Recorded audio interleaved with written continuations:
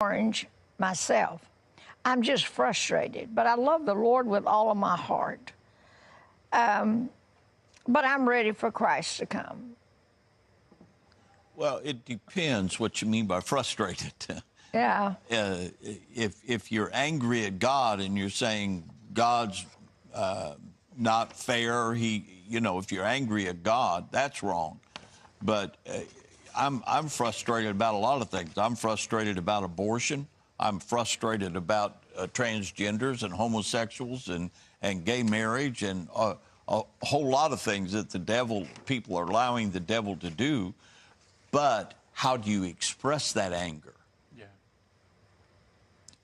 What is it? Ephesians 4 something says, "Be angry and sin not." Yeah.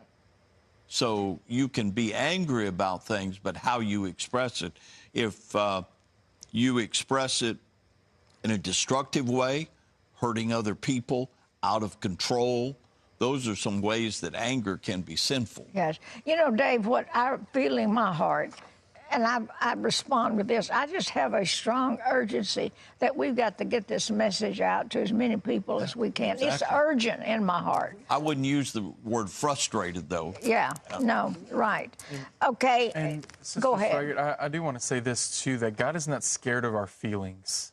God is not scared for us to express ourselves to him. We see many times where David would write a psalm and he's in anguish and he's calling out to God, or Job, whenever Job cried out to God.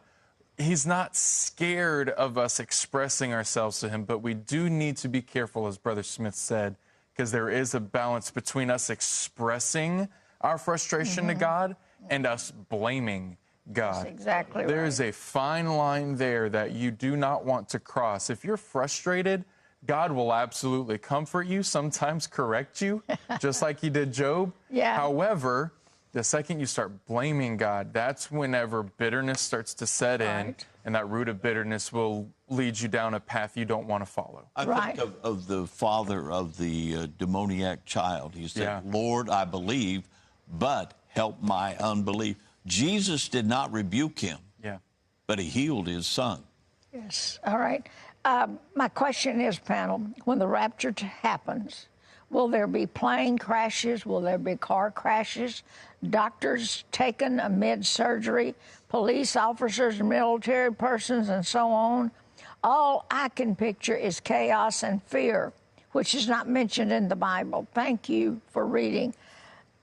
When the rapture takes place, people are going to be removed from this earth, and they're doing all kinds of things, driving cars, performing operations, selling behind the counter, helping a person with a purchase.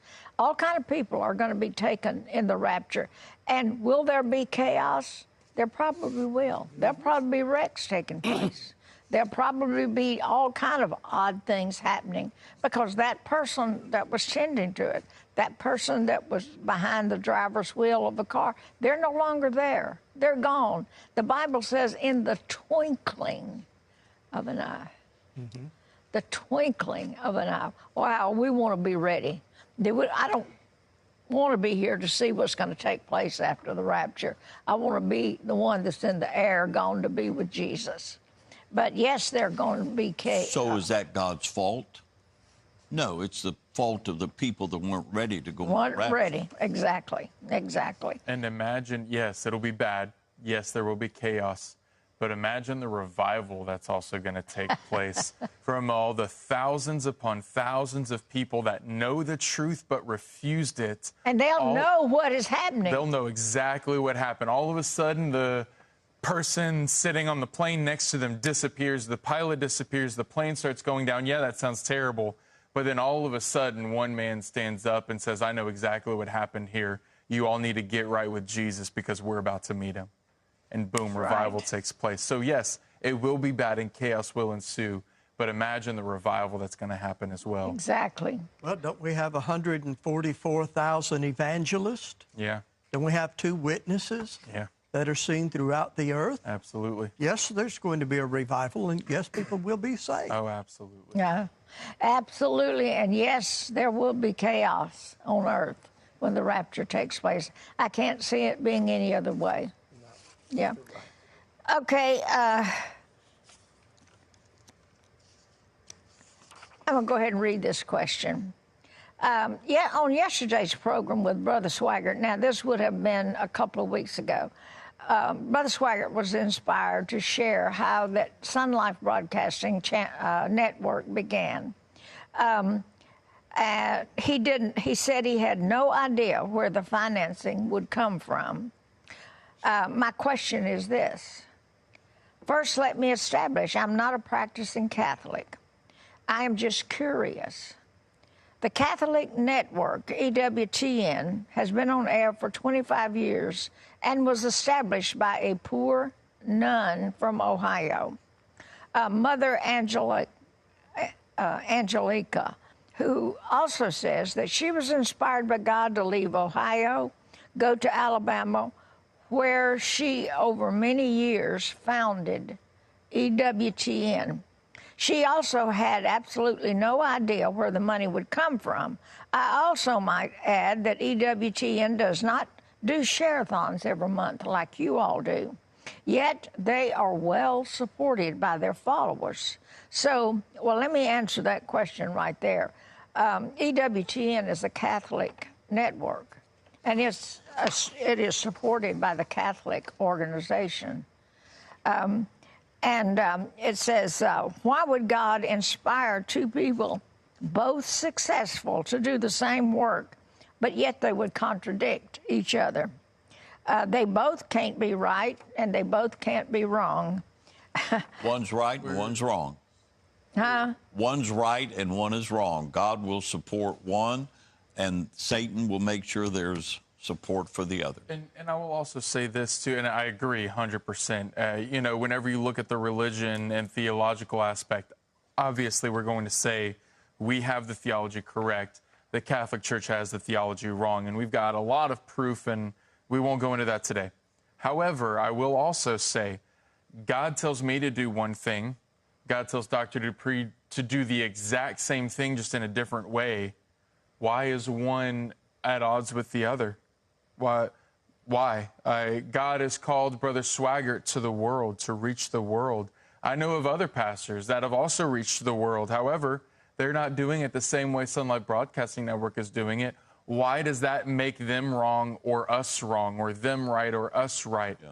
We're doing a work for God. Now, again, this is a little different because it's a Catholic network. However, this idea that, well, I'm doing something different than the church down the street, I must be right. No, you're both doing a work for God. Go do the work for God and quit worrying about the way they're doing it. Worry about the way God has ordained you to do it.